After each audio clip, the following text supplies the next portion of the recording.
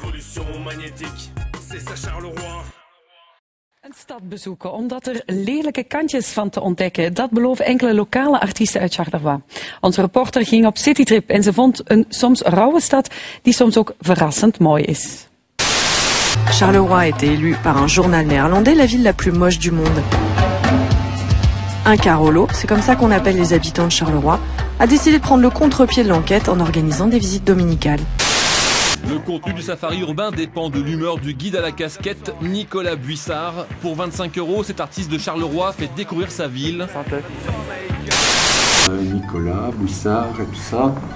Je suis principalement connu pour ce qu'on appelle les safaris dans Charleroi et tout ça.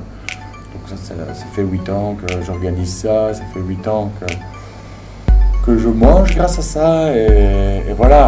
Et sinon, bah, voilà, je veux dire, j'ai étudié les beaux-arts, j'ai étudié les arts appliqués, j'ai même été boucher charcutier, j'ai été soudeur aussi. D'ailleurs, un de mes nouveaux projets passe par là. Et donc, voilà. Je suis originaire de Gerpine, plus précisément Villers-Poterie. Et ça fait 15 ans que j'ai acheté dans le centre de Charleroi parce que je me disais que ça ne pouvait pas aller plus bas. Et donc j'ai acheté une petite maison art déco pour 62 000 €. Ça, j'aime souvent bien le raconter aux Flamands. Enfin, qui viennent en masse faire le tour depuis désormais 8 ans. Voilà. Provocation, autodérision, mais aussi message politique. Regardez, en fait, Selon Nicolas Buissard, pour découvrir des territoires traumatisés par la faillite d'un système, inutile d'aller en ex-Union soviétique. Ils font des trips, ils vont en Albanie faire des photos et tout ça. 50 minutes de Bruxelles, t'as le même, t'as la Walbanie comme on appelle ça nous. Je suis un chiteux, j'ai un gros chiteux et à l'époque, juste après les fameuses affaires de Charleroi,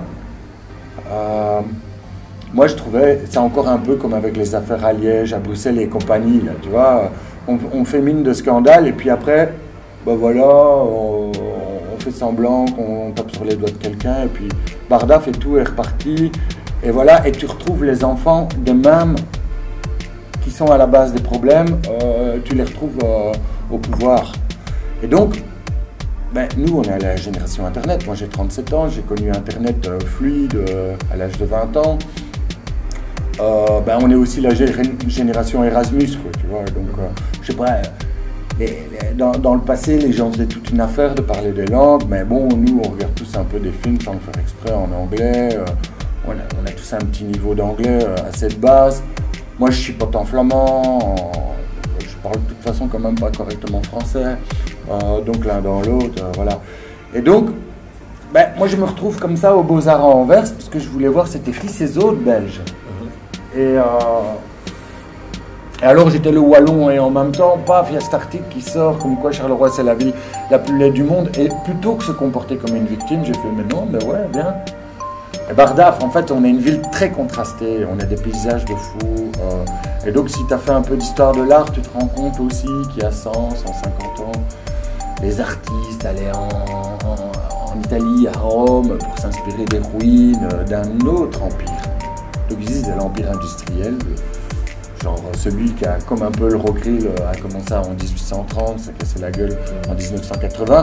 Et donc nous ben, toi t'as peut-être quoi, 27 ans 30 ouais, ben. Donc moi, 37, génération internet que j'appelle ça. Ben moi j'ai grandi, quand j'ai grandi, toutes les semaines ou tous les mois à la télé, on parlait d'une fermeture d'usine dans les années 80. Ça m'a beaucoup impacté, surtout que mes parents, allez, si tu regardes à Belge moyen dans le dictionnaire, tu verras une photo de mes parents, quoi, tu vois. Les employés modèles qui croient dans l'État, qui croient dans ces vieux mafieux, hein, et qui y croient toujours, hein, c'est ça qui est fou. Et donc moi je voulais réagir et donc mettre un peu un pavé dans la mare pour forcer un peu tous ces consanguins à se remettre un peu en question et tout ça. Et regarde, bon, il y a 8 ans que j'ai commencé le tour, et puis là, la ville se vantait sur Internet que depuis 7 ans, 350% de touristes en plus, sans prendre en compte mes chiffres, hein, que je n'ai pas. Et donc voilà, la mission est réalisée. Souvent en art, on parle, ou en design, comme comme j'ai étudié le design, on dit qu'il faut 8 ans avant qu'un projet prenne. Et là, regarde maintenant, voilà. Moi, je dis pas que tout ce qui se passe, c'est grâce à moi, j'ai jamais dit ça de la vie. Mais en tout cas, on a mis Charleroi sur la carte. Et puis, de toute façon, les gens sont suffisamment intelligents pour faire leur propre point de vue. Il faut arrêter de croire que les gens sont débiles et que parce que c'est écrit dans le journal, tout le monde va le croire. Non. Voilà. Ce qui est intéressant dans une société démocratique, c'est un millier de points de vue, quoi, tu vois. Or, souvent, j'ai l'impression qu'à Charleroi, quand tu ne penses pas comme certains, on ne citera pas leur couleur, hein, même si c'est le même qu'elles sont, quand tu ne penses pas comme eux, ben, c'est pas bien. Et souvent, c'est les premiers à décrier, genre des Bardewever et compagnie, et dire que celui qui ne pense pas comme Bardewever est un mauvais flamand. Bon, là, les flamands, ils sont déjà en train de retourner leur veste. Hein. Tout ça change.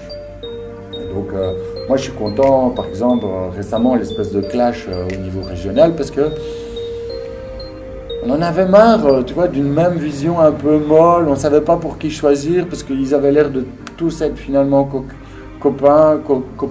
Hein. Et moi, je suis content un peu que ça varie un peu le bordel, quoi, tu vois, parce que c'est ça la démocratie. Décrié, critiqué, ce Safari Tour a malgré tout fait venir des Anglais, des Néerlandais ou des Allemands à Charleroi. Même le Wall Street Journal s'y est intéressé. À sa manière, notre guide se défend de faire du tort à Charleroi. On revient de loin, hein.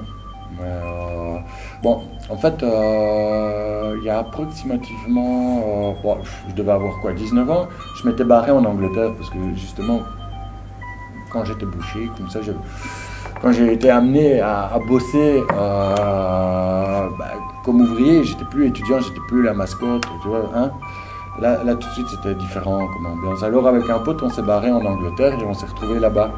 Et quand tu te baladais sur Oxford Street, la rue de la Montagne de Londres, tu vois, tu voyais, ça commençait par un CA, ça finissait par un CA, il y avait des H&M et que des grosses boîtes globales. Et je me disais, oh, nous, à Charleroi, on n'est pas encore tout à fait là-dedans, il y a encore plein de petits magasins, mais là, on y est. Donc, ouais, c'est bien qu'il y ait tous ces magasins qui viennent, mais quoi, remplacer 1000 petits indépendants par un gros groupe, c'est ça le socialisme? C'est allez, je veux dire, un responsable, un intervenant, un interlocuteur pour toute une myriade. Hein. Avant, c'était sympa. Je veux dire, avant, il y avait tous ces espèces d'indépendants, quoi, qui avaient tous un point de vue différent. Il y avait une espèce de richesse. Maintenant, on bouffe la grosse soupe mondiale.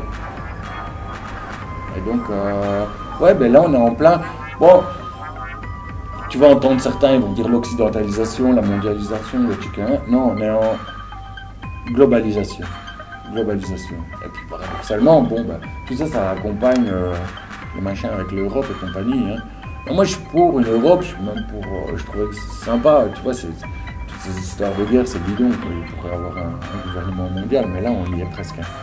Un jour, déjà, Trump, pour moi, c'est le commerçant qui a mis un coup de pied au cul aux politiques, tu vois, et donc et les politiques avaient mis un coup de pied à quoi? Aux ecclésiastiques, aux et compagnie, donc tac, on y arrive.